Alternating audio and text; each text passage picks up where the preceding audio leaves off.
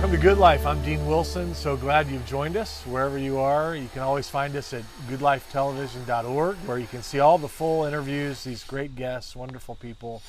We also break up those interviews into what we call power clips, and so you can kind of see some of the great moments. But we've been so grateful to see so many of you joining us there.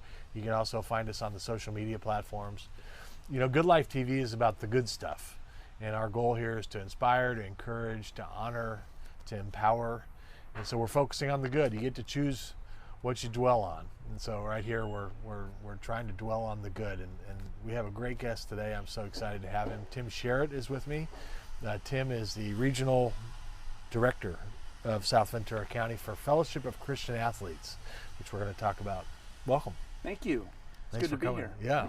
Born and raised Southern California, Mission Viejo, an Orange County kid like myself. Yep. Talk a little bit about kind of your family growing up and where you came from. Oh, I was raised in a home that just loved Jesus. I was privileged to have parents that weren't perfect, but really emulated what it means to follow Christ. I have two brothers, and we are very close in age, so there was a built-in competition, which is a built-in sport in many ways, Right. which we all love to do is play sports, and mine was soccer. Loved soccer, played through high school, but every sports career comes to an end. Right. So, but in that process of life, just growing up, the thing that always struck me was, the Bible always just came alive. And so as I was loving sports, I was always loving the scriptures. And so as FCA sort of started showing itself in my life, that was like the roots of who I am. It seemed to make a lot of sense in Right. this arena that God just brought into my world. And so tell us a little about your vocational path. I know you went to seminary, you pastored for a period of time, and then you were kind of called into the work you're doing now, but walk us through a little bit of that story. Yeah, I mean, I'll give you the Cliff Note version because there is so much there, but I served as a pastor on pastoral staff for 16 years and many different levels. But that was really my focus. I was a graduate of Cal Poly SLO. As I was leaving that, really felt like the Lord was putting on my heart the desire to be in full-time ministry, but wanted to test the waters first, so got an internship at a church in the Bay Area. Served there for 2 years, and that really kind of confirmed a lot in my heart, so I went then to seminary at Talbot. Loved my time at Talbot. The professors were fantastic. Felt like I learned a lot. God confirmed a lot in my heart. And then the next step is kind of keep presenting themselves. Served at a church for 7 years in Diamond Bar. Before that, Eby Free Fullerton Church in Fullerton. Oh, really? Yeah, that's there great for too. 3 years. Oh, really? Yep. And then moved up here, or actually to the Thousand Oak area in 2014. Being a pastor is a tough job. Yeah, I you know, one thing I have walked away from that experience, or those years of experiences, and I am never going to throw another pastor under the bus. It is a hard role. Yeah. And even if you don't agree with the decision they made, for whatever reason, on some kind of practical level, Right. man, they are shouldering a lot of voices. Yes. And so, man, I just always come to their defense, like, Right. I'm with you. let's come around them. I'm a pastor's son, so There you go. I get it. Yeah. I've read, I think that it's maybe like in the top 3 most challenging jobs that you can have, you know, as an occupation. But so it's not easy. So you you pastored, and then you ended up taking this role with Fellowship of Christian Athletes. Yep. What drew you to that, and what kind of drew you to Fellowship of Christian Athletes in general? You know, that is a very hard one to answer. And the reason is because I wasn't necessarily trying to leave the church, but the Lord just sort of, and the best way to put it is put circumstances along the way that was a natural transition from one to the next. And it's a little convoluted. There were some challenges at the church. There was some opportunity with FCA. There was stuff happening in my family, in the home. In that same time period of 2018, my in-laws moved in with us because my mother-in-law had a stroke. And so they became unable to care for themselves. So we brought them into our home. That was a whole change of culture in the house, no doubt. At the same time, there was just struggles of sorting through next steps with the church, and felt like I was in a spot where the combination of those challenges, I needed some space to attend to my home. I needed some space to deal with what's taking place there. And so pulled away from that and started really praying about what the landscape looks like next. In that process, I was talking to some friends and stuff, and one of them mentioned FCA. And again, going back to what I mentioned before, there was sports, gospel, it's like the perfect marriage, really I think for any career path, but especially for mine. So started knocking on that door a bit, and really through the process, again, this could be a long story, but the process of it all, the Lord just really confirmed this was the next step through peace in my heart, through opportunities with conversations with people, and then through the challenging process of fundraising. As a husband of 3 kids, right, mortgage and all, with in-laws living there, you think about that part of it all. Right. And as you jump into this new arena, God has confirmed so much by allowing that process to be perhaps easier than most people experience. Yeah. So that was really just confirming. Yeah, those decisions are hard. They are. Those transitions when you're a dad and the responsibilities on your shoulders, that's a challenging thing. It's not easy. You feel it. You do feel it. Yeah. Yeah, I've been there. For somebody who's watching this who's never heard of Fellowship of Christian Athletes, how do you introduce kind of what it is, the vision for it? Yeah, the vision is to see the world transformed by Jesus Christ through the influence of coaches and athletes. That's the most general, basic statement we can say. On a day-to-day basis, that could be nuanced in different ways. Mm-hmm. But so I tell our student leaders who are working, which is one component of this whole thing. So maybe I'll back up here a bit. In the pursuit of that, there are athletes, there are coaches, and then I would say there's also churches. Again, coming from the church, I believe that the church is still God's number one plan. We are not replacing that in any way. Mm-hmm. And so we want to get people in fellowship with Jesus and in fellowship with his people in a local church. Mm-hmm. So we work with and through coaches, we work with and through athletes, and we work through and with churches. Okay.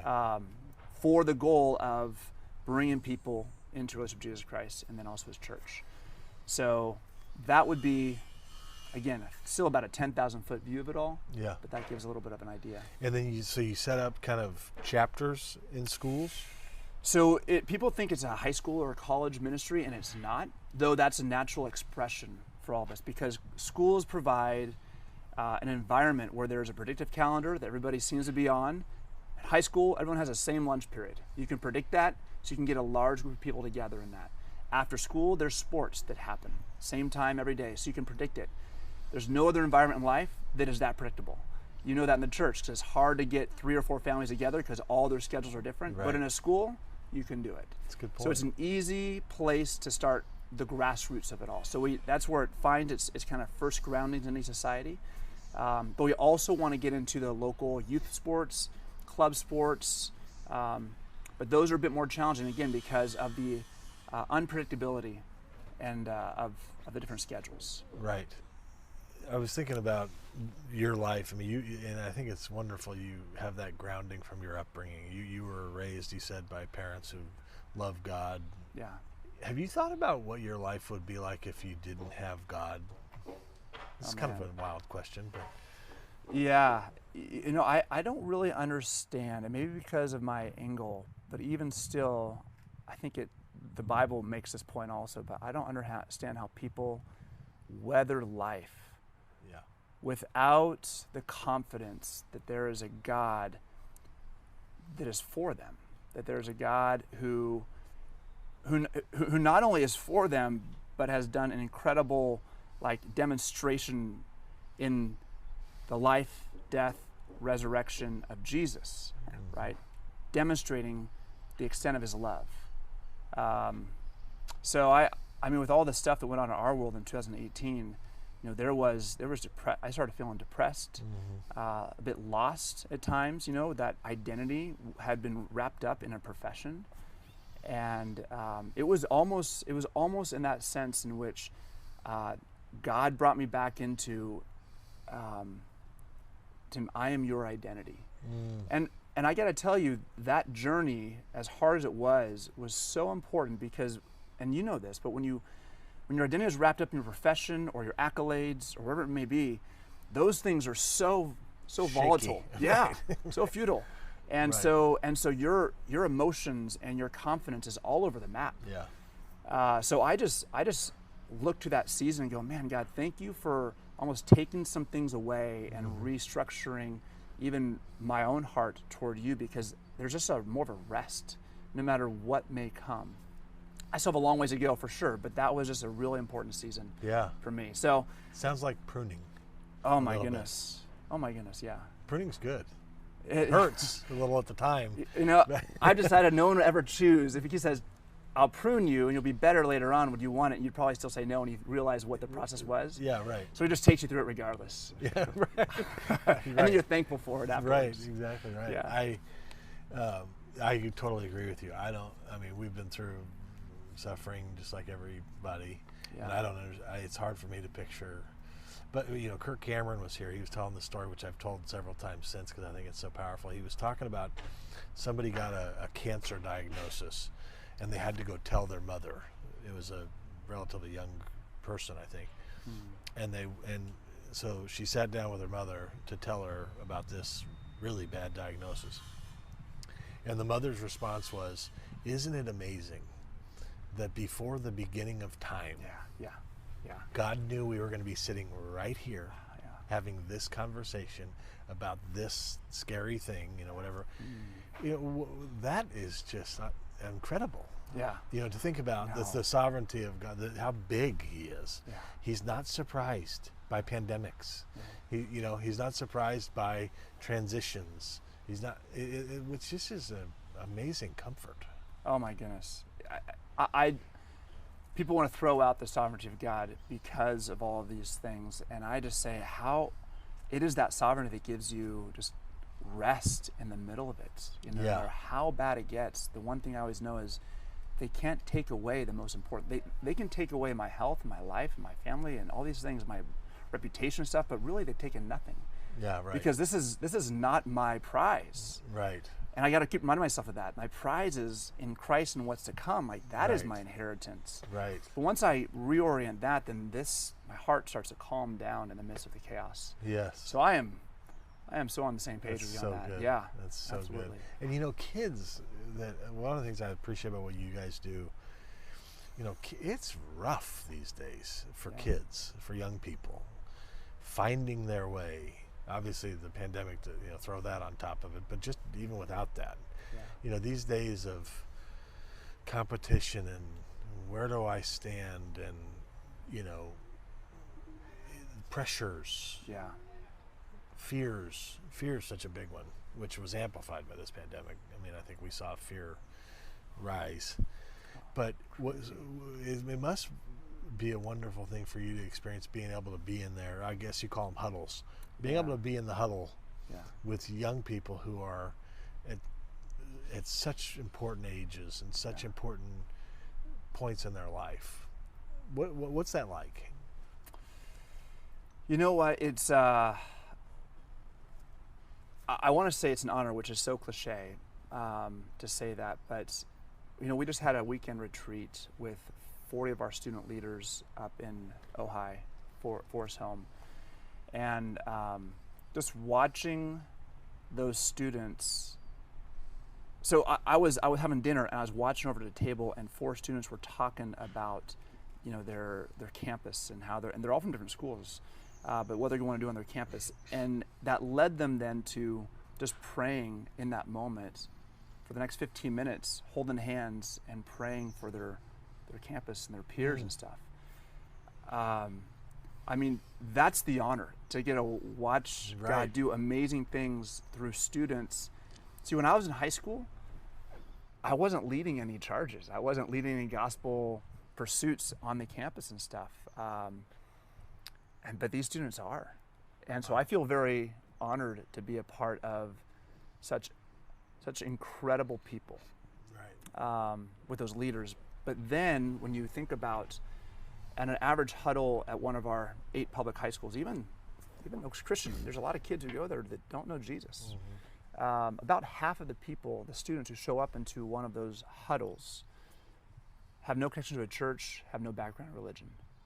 So they're there either trying to see if Christianity is as bigoted and stereotypical as media says it is, or they're there because they just want free pizza, or for whatever reason, they're just there and they're watching and seeing. what an amazing, when I was a pastor, I remember thinking probably 90% of you in here, if not more, have grown up in the church. This is where we got to get the gospel to. Right. And your peers are doing a better job than we are, inviting them to this place. So it's a lot of fun. Yeah. In that regard. Yeah. And there's a genius about sports. I'm really into sports. Our kids are pretty into sports. Yeah. What is it about sports that's great in terms of our growth and maturity and process as a person? What is it about sports that is great? Well, for one, it's physical. Like for kids, they are just physical. They are physical creatures. As we get older, we set aside the physical stuff and we go to more cerebral because our bodies are getting tired. But their relationships are built around physicality, doing things, building things, body experience. And so there's far more families and students and kids who are engaging in sports than there are in just, say there's an art class. Kids don't jump into art class till they get later on, right? Mm-hmm. So sports already from the get-go becomes sort of one of the first team experiences kids get to have. There's a common goal, there's a common pursuit in those things, there's a coach, there's a team, all these things, there's families are jumping in, the families on the team. So you have like buy-in from a very early age. And that right there is huge because that's the first really level in which people engage community, and it seems like 5 years old, they're getting into sports. They might go to a preschool, but there's no team dynamic there. They're just top down. But here they're working on a team. And I think that partnership, whether kids can put words to that or not, is immensely important and immensely powerful. Yeah.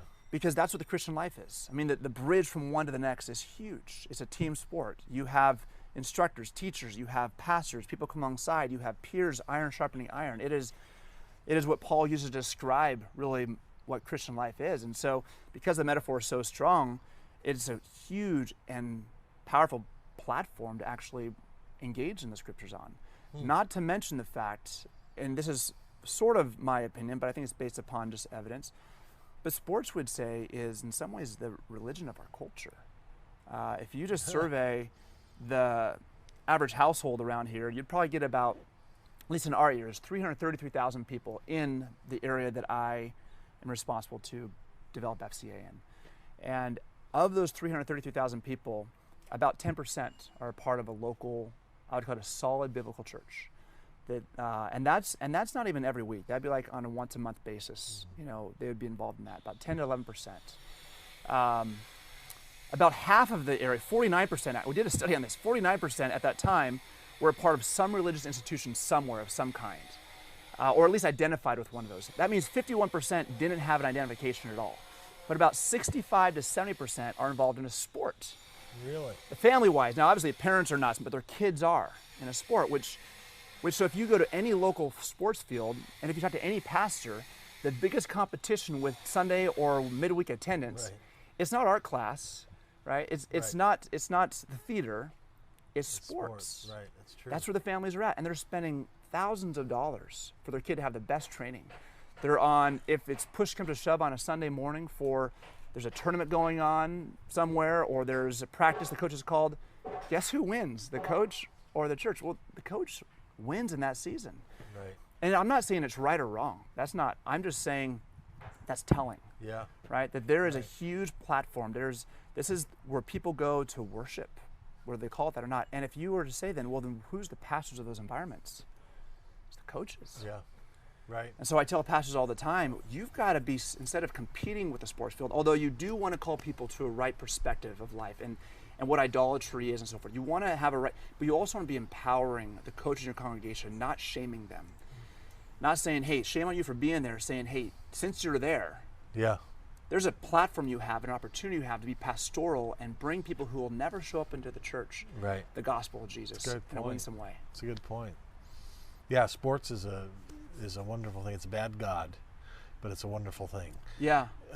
And it's interesting that the scripture uses that, that running the race analogy. I always think about, why did they, why is that there? Why is it framed as a race? Kind of a marathon, which is interesting because that's kind of sports, And yet that's what the analogy is. I've pondered that a little bit like that. I wonder part of it, again, I'm just speculating here because I haven't really thought into that, but again, because sports, everybody, whether like everyone, I identify with sports. That was my identity growing up. I love sports. Some other community say I love music and stuff, but even the musician probably played a sport for a season. So everybody seems to have an experience in that. So when you use that analogy, everybody understands Gets it. That's true. But if you use a music one, I'm like, I've never right picked up a guitar. Wrong one. Right. It doesn't connect. Right. Yeah, that's a good point. That's a good point. So in terms of people that partner with you, so you're supported by churches, I hope. It's a mixed bag. You know, what we don't want to do is we don't want to be panhandlers of the people we're serving. So we try very hard. If we're serving a coach who also has a side business, we don't want to then say, hey, why don't you support us? We want to tread very carefully on those, right? Because we're here to serve you. And even the church, we're here to serve you. We want to see you guys win. Our win is your win. And so, but there's also you guys are supporting mission organizations to reach the gospel. This is one. If you feel like this is actually accomplishing that, would you contribute part or a portion of that into this? Yeah. And again, there's no difference of treatment because a church does or doesn't. It's just, we'll oftentimes say, if this is up, the Lord feels like He's leading you in this direction, then this is what we're doing. Yeah. Do you have events, golf tournaments, or anything like that people? FCA is an international organization, right? So, but it's like a local church. This area, I'm responsible for this area, and so I, with my board, would put on the events for fundraising and stuff. For this area. But there are golf tournaments in different areas that they've leveraged. Me being new to this, and this area, at least the area I'm in, the Ventura County, has largely been underdeveloped for many years.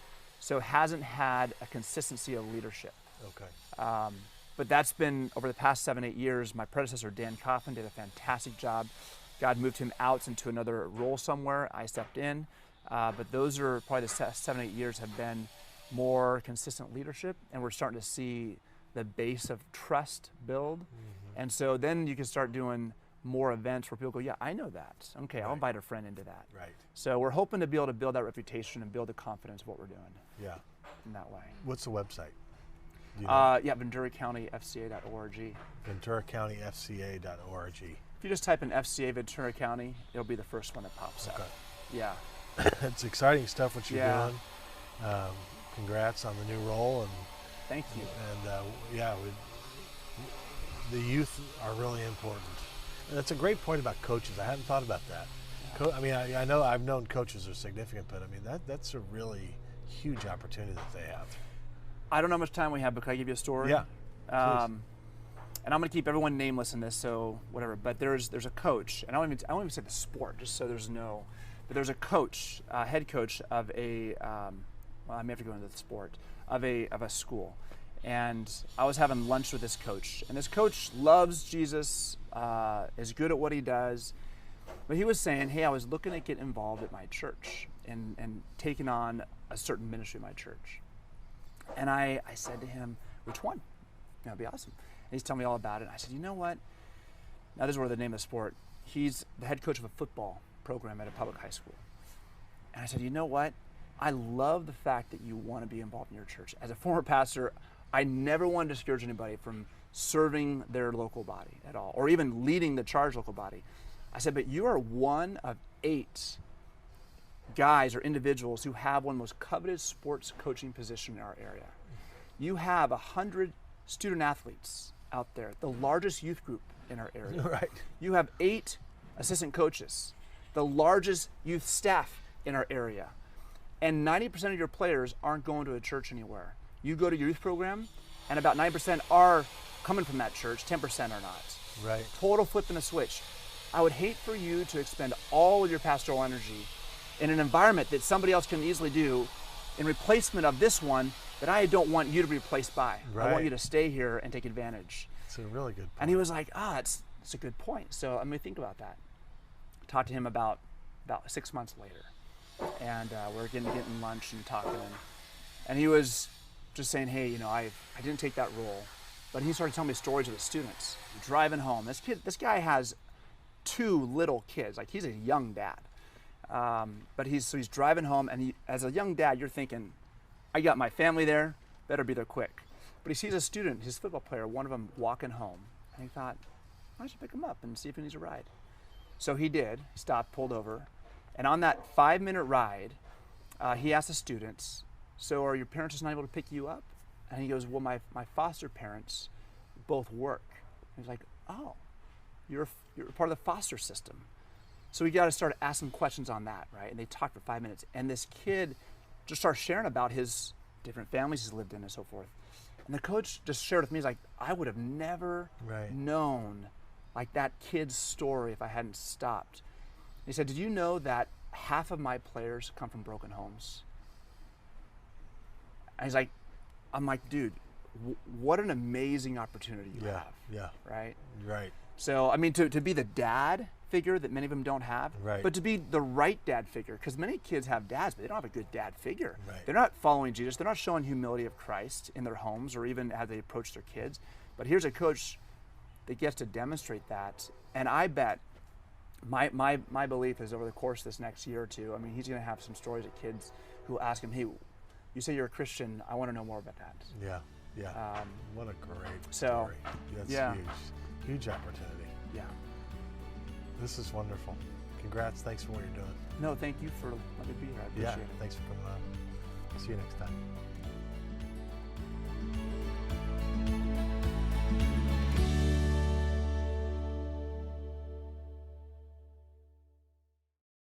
This is Good Life. I'm Dean Wilson. Thanks for joining us. Today we have a very special guest. Reverend Jim Stretchberry is on the program. He's had an amazing life. You'll hear about him from being born in France in 1947, incredible family story, 3 adopted children, amazing story, amazing experiences. You won't want to miss it. So stay with us. The Good Life is next.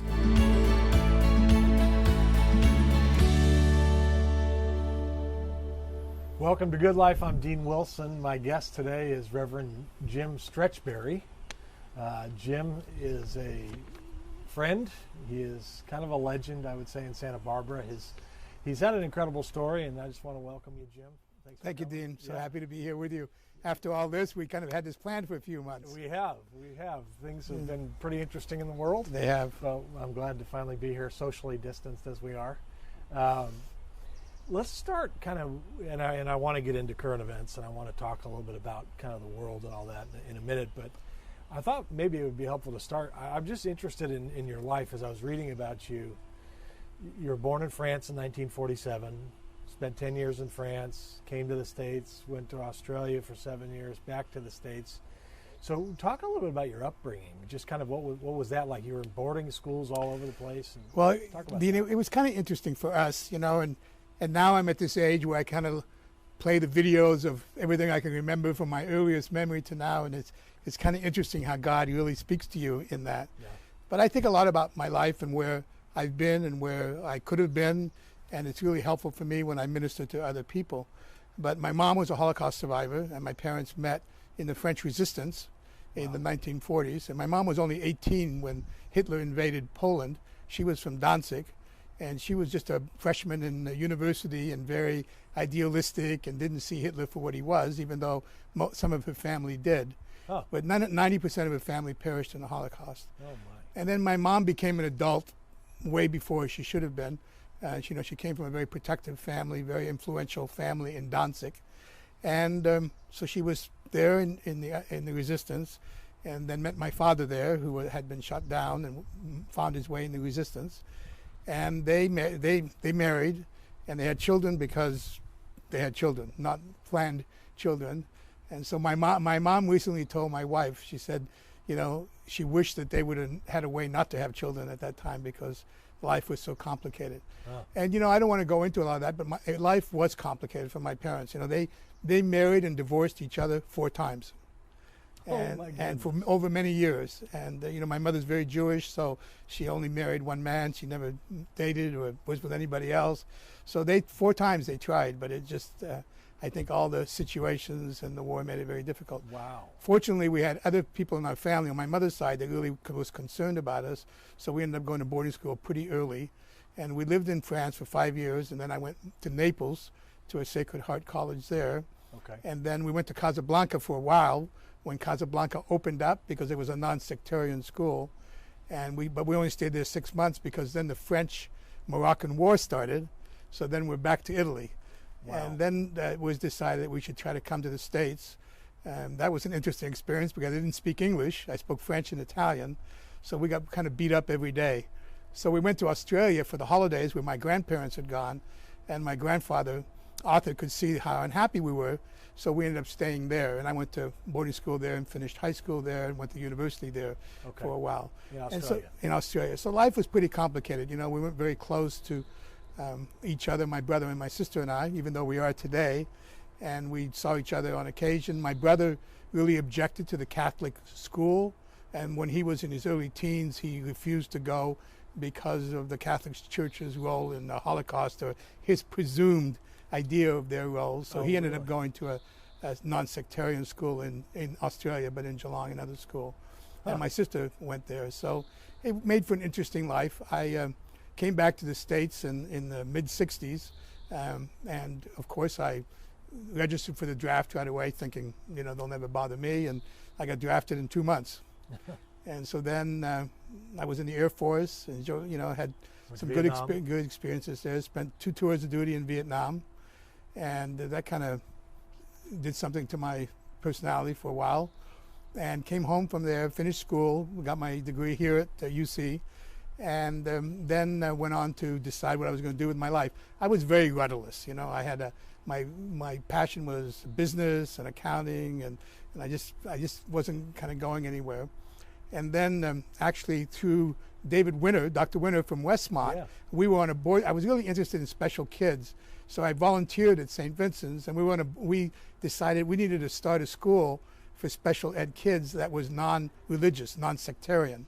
So we started a school called Seton School, and David really encouraged me to change my vocation again, go back to school, and he said, you'll be perfect at this. So I began working there as the administrator and became the president eventually, and stayed there for 13 years until mainstreaming pretty much took most of the kids and put them back in public school. Oh, okay.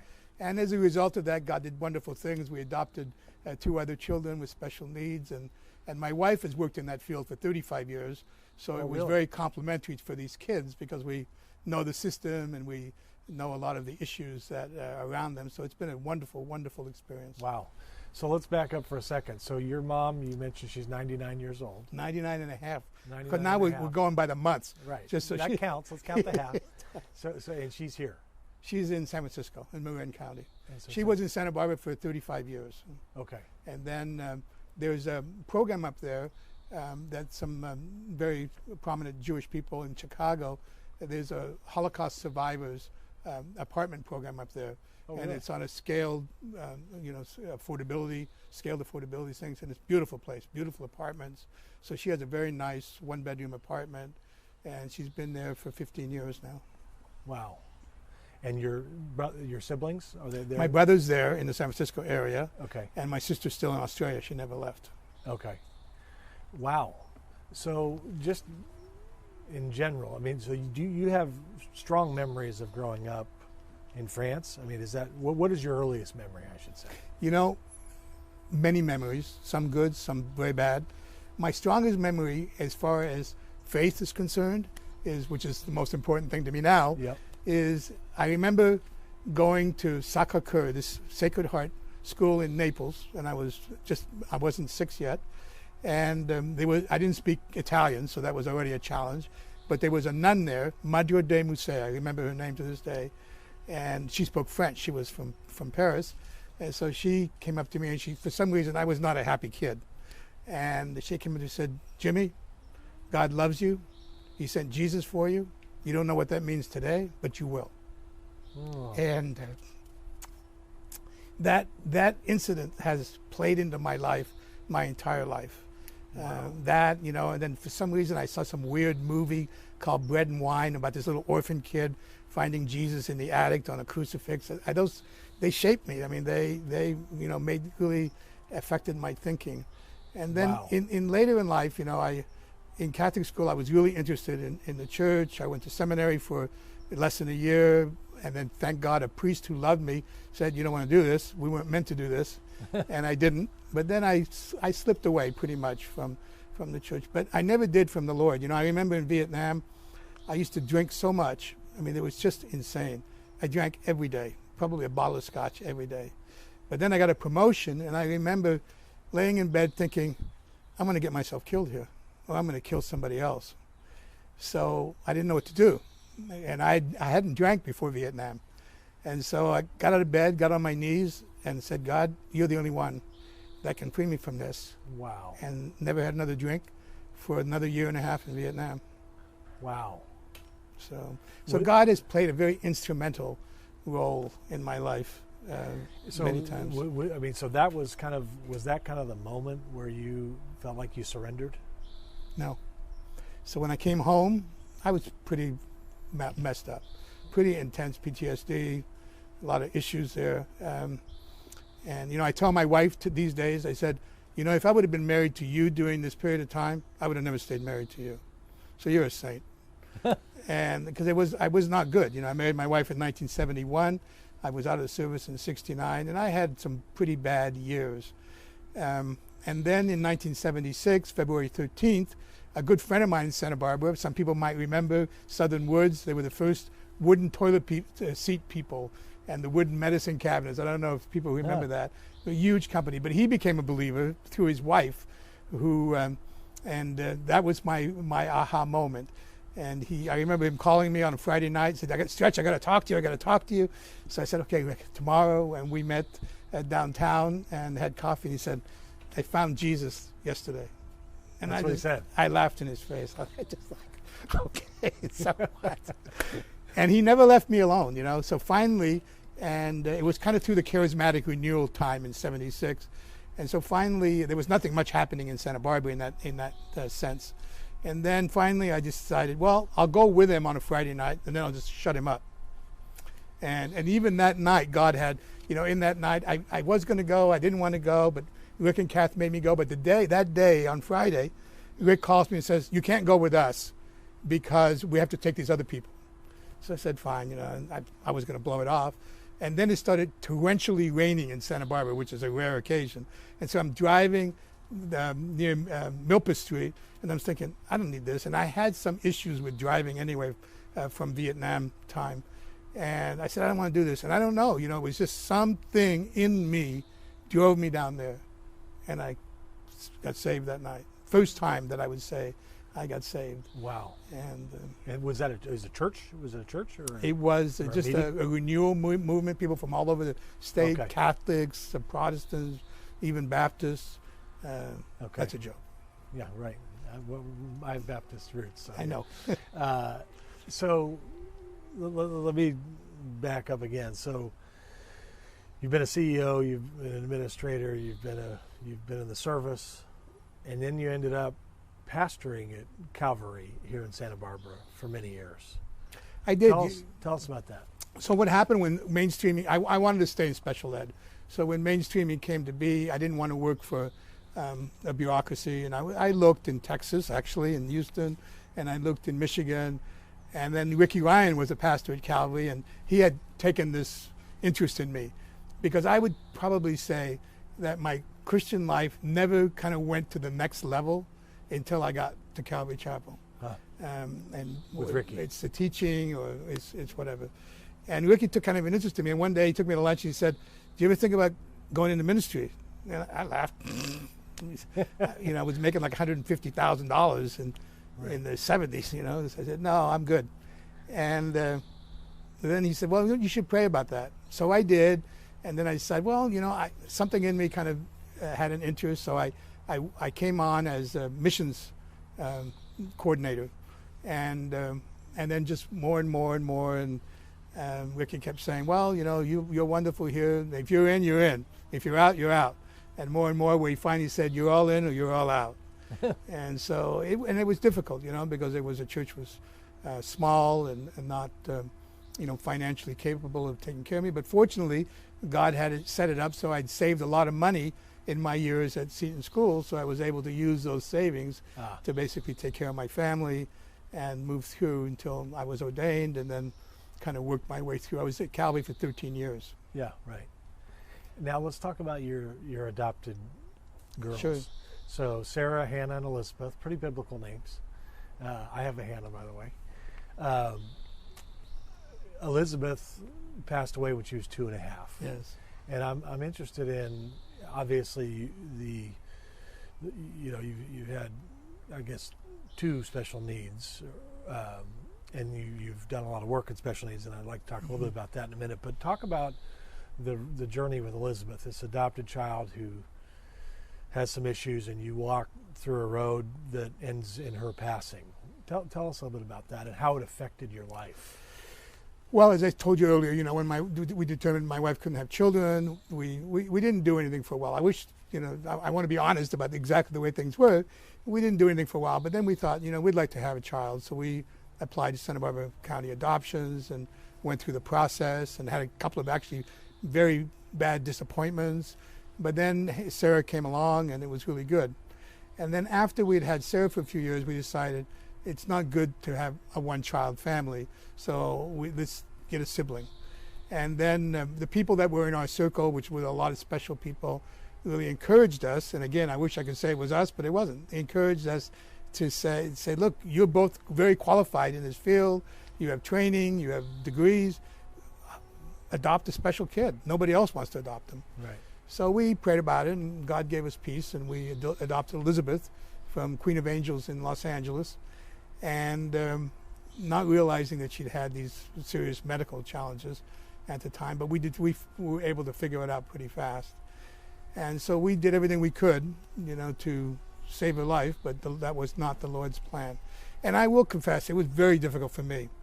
Just because of my life, I have a hard time loving and really connecting with people, and Hannah was my heart, and Elizabeth was more of my heart, and Sarah is all my heart. So yeah. I'm sure you have kids, you understand. Yeah.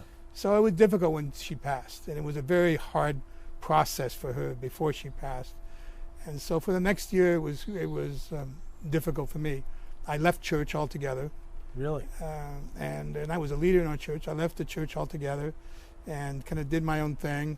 Didn't really go back into a dark place, but was not interested in anything. I thought I did it all.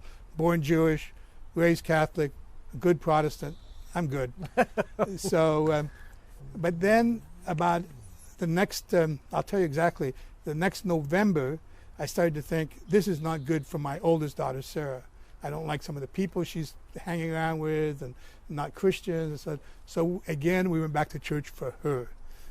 And we picked 4 churches where we knew people, and Calvary was the first, and they were meeting at Pebble Hill. And I remember walking in there on Wednesday night, and Dean, I believe in the supernatural. But walking in there on Wednesday night, I had no interest to be there.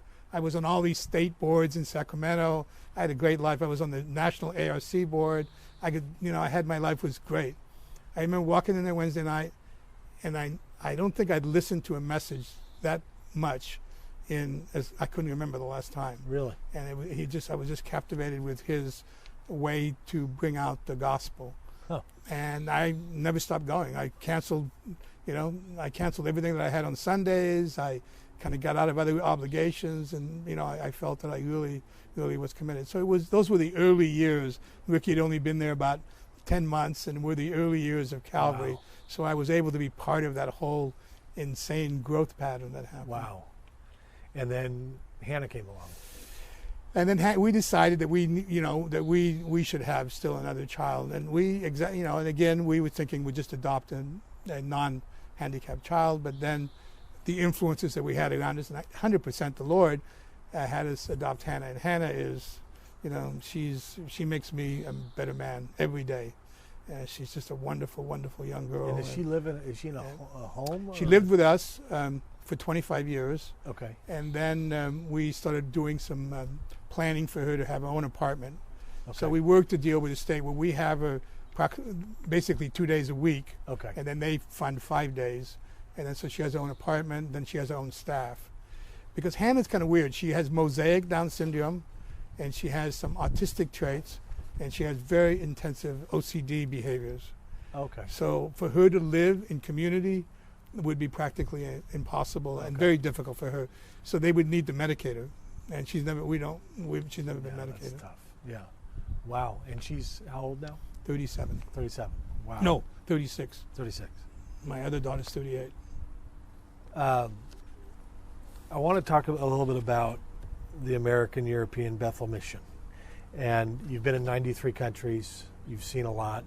Obviously, we've heard about your upbringing. But let's start with, I want to kind of get your perspective a little bit more on the world and different things. But tell us a little bit about what you're currently doing with most of your time. Well, after I'd spent this time in Calvary, things were changing. Whit Merrick went to Summer with Carpinteria, studied reality, and I told Ricky I felt I wanted to make a change. I put in my time, but I wasn't going to make it unless he blessed it. Mm-hmm. I mean, I wouldn't be there if it wasn't for him. So I had a few things. I had an opportunity in London. I had an opportunity in Melbourne, Australia, and he discouraged me in both those things. And I was on the board of American European Bethel Mission in Santa Barbara. It's the oldest Jewish outreach in the world. Started in Odessa, Russia. Really? And a huge story, could be another time. Yeah.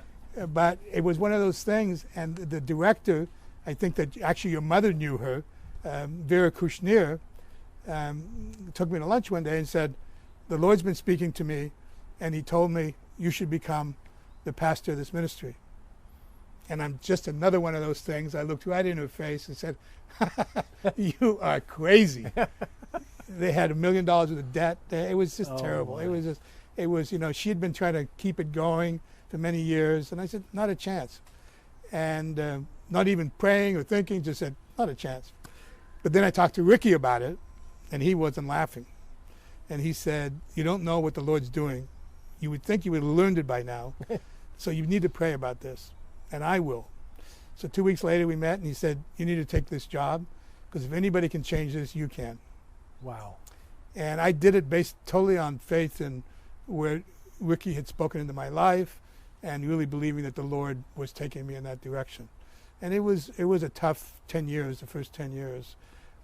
First 10 years are always the hardest. And just changing everything, but it was good. And so then we've kind of fixed the ministry, and we have a huge piece of property in Haifa, which was David Ben-Gurion, the first prime minister of Israel, invited Leon Rosenberg to come to Israel to open an orphanage for Holocaust survivors' children.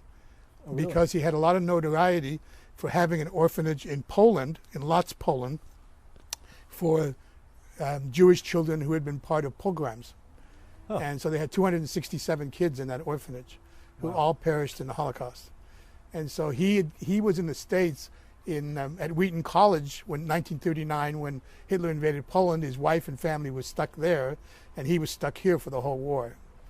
And that's a whole other story, actually, another show. So I came, and I had great support around me. We have our board, the original board that I put in place is the same board I have today, 20 years later. Wow. They're all there. And so that's a real blessing. And we've now added some younger board members like your age to make sure that we have a continuum and leave a legacy. And it's been a great experience. In Israel, we have wonderful work going on there. In Haifa, we've rebuilt that property so that we use half the property for hostels, but we only charge $25 a day. And so people come from all over the world. So that's a good income situation for us. And then on the other side, we have a 12-bed recovery program. We call it Discipleship Program, and it's for people that we find on the streets in Tel Aviv or Jerusalem or Haifa. And they're either drug addicts, homeless, alcoholics, or whatever their situation is. And we try to get 12 all the time from that. Wow. And then they can come to our program, and they can be there as long as they need to be there. We take care of all their expenses, all their legal problems, medical problems, help them get back into society, reconcile with their families. So we've had about 200 men there since we did this. It's been about 7 years now. Wow. And so that's been really wonderful. That's amazing. And then in Germany, we have a great ministry there with a majority of young people. And this is all based here. It's the headquarters is here. And so what I did a few years ago, just to create more interest in the leadership in these different countries and also free us up from some development, is I formed a board in Israel, Ukraine, and Germany for in those countries. Okay. And AEBM still has, the Bethel Mission still has a super majority on those boards because we own the properties there. But then this allows their leadership to have a lot more ownership in those Right. ministries. And so Germany has if it was any better, I'd cry. Wow. And Israel is the same thing because we've empowered the people that God has brought us in Israel, Germany, and the Ukraine to do the ministry. Right. And then now we have oversight, and we still supply them with a pretty, decent amount of money every year. But they've become own it. a lot more. They own it, and they've, in Israel alone, he probably raises 100,000 of his own money. Okay. In Germany, probably €1 million. Wow. So it's pretty fantastic. And so, what is you travel a lot? I'm the pastor for the different ministries, Okay. and I'm also vice chair of those boards. Okay. And so, and I travel there quite a lot. I teach quite a lot. In Israel, for example, we have 21 partnerships. So my feeling is, missiology has been my interest all my life. Even when I was in boarding school, I've always been interested in missions. When I went to a Catholic seminary, that's what I wanted to do, was be a missionary priest. And so, and I studied under Ralph Winter at the U.S. Center for World Missions, and have kind of a, my understanding of missions, but it's been good. So I've never wanted to duplicate services. And so I shut down a lot of things we were doing in different ministries we had, and just found other ministries that were doing exactly the same thing, and decided how can we come alongside each other and support each Work other. together. So I preach at a lot of those churches around Israel and in Germany and the Ukraine and pretty much all over the United States, communicating what's going on, support, and also bringing the Word of God. Wow, that's wonderful. And the recovery center is in where? Haifa. Okay, Haifa. In Yeah. Haifa, yeah. There's a lot of unrest right now in the country, if you haven't noticed. And there's, we have a pandemic, and then we have an economic downturn, and then we have the George Floyd incident, and unrest in the country, anger, legitimate anger. Obviously, it feels to me like a scab has been picked off at some level of this didn't just pop up overnight, but we're seeing something significant and deep that has been sparked by the George Floyd horrific incident. What are your thoughts on this, and how can we be peacemakers while listening and empathizing and not minimizing the feelings and legitimate anger and hurt that exists in a lot of these communities? What would be your words? You're an elder statesman at some level. I really was interested in hearing your thoughts on this. It's a complicated issue. The pandemic is a complicated issue. It's hard to really. I'm a news junkie. I read 12 newspapers before I get out of bed in the morning, from Germany, France, England, and the States and Australia. And it's hard to know what to believe. And I'm a data person, and I'm a researcher, and it's hard to really know who am I going to believe. And it's not that people are telling outright lies, is that people are being very selective in what they're communicating, and you don't get the rest of the story, so to speak. Yeah, right. And so it's problematic. But I think the way the church has stepped up for the pandemic is notable. And it's worthy of great acclamation, because I think the church has really stepped up, especially to help people with food, single parents, and the elderly. And I think it's been very notable for me. I think this new issue it's an interesting issue for me, because I didn't grow up with the black issue. When I was in Vietnam, the black guys were my friends, and I wanted those black guys in my unit because they were tough soldiers. And so I never understood the whole black-white thing, American thing. And I have, since then, I have a lot of black friends. Jesus came for all people. Yeah. He came to set all people free. And I think anybody that would take an opposing position to that would really need to be questioned in what their faith values are. Yeah. I think it's a terrible thing. It's been going on in this country for far too long. But I think as I study it, and as a pastor, this is what I would say. Will this stop because of this? No. No, because as I told a good pastor friend of mine the other day, for this to stop, it would be like saying sin will stop. And sin will not stop till the return of our Savior. And the thing is, I don't think this will stop. Right. But I think this is a great opportunity to wake up and see there is a problem here. There is a real serious concern here. I mean, I think what was done to this fellow is criminal. Yeah. And I think that he should suffer the full consequences Yeah. for doing that. But you know, I've been involved with the police for many, many years. I'm on the police board. Yeah, you're I'm a chaplain, on, right? Yes. I'm a sheriff's chaplain, Sheriff's chaplain. but I'm on the Santa Barbara Police Foundation Board. I was one of the founders of the PAL program in Santa Barbara. I'm very involved with the police. They do a fabulous job. Right. They just do. I mean, they do a fabulous job. and what it is, for example, the demonstration we had in Santa Barbara on Sunday, it was peaceful and it was good. But I will tell you, if somebody would bother to unpack that, it was the way it was primarily because of the police.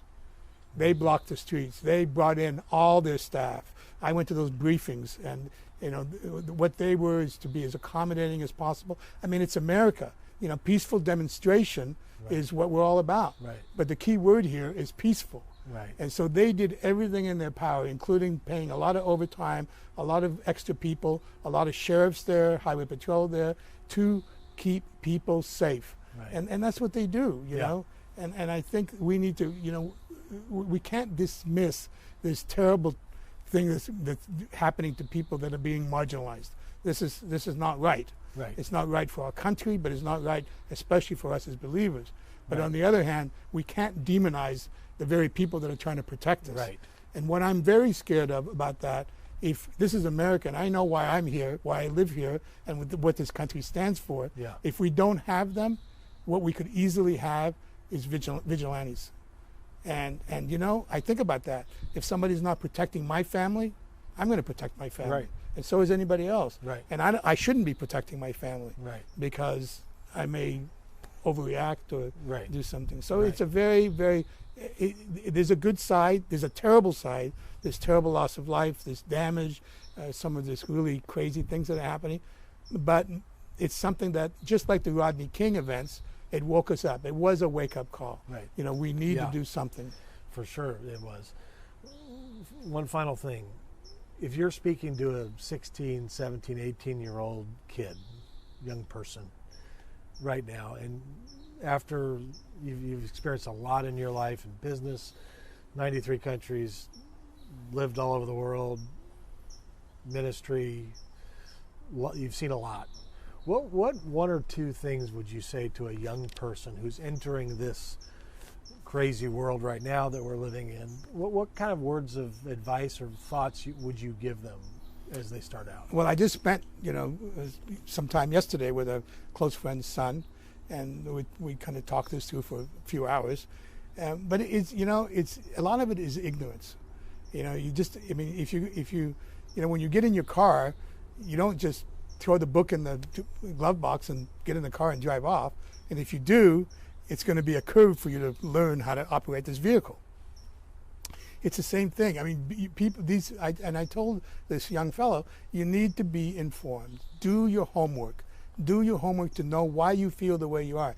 If you don't, those people that were leading that demonstration, you're going to do what they tell you. You're going to believe what they say.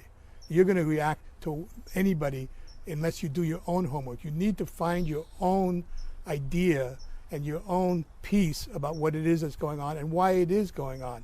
And you'll see you can really make a difference.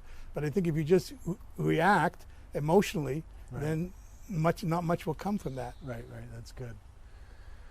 Well, thank you. What a life. Yeah. What a life. The What a great pleasure, Jim Dean. Pleasure to know Stretchberry. you. Love what you do. Thank you. Yeah. Well, it's good to be together, and we appreciate taking the time to tell your story. We could have gone a lot longer, but My appreciate pleasure. it. Thank you very much for Yes, doing that. thank you. We'll see you next time.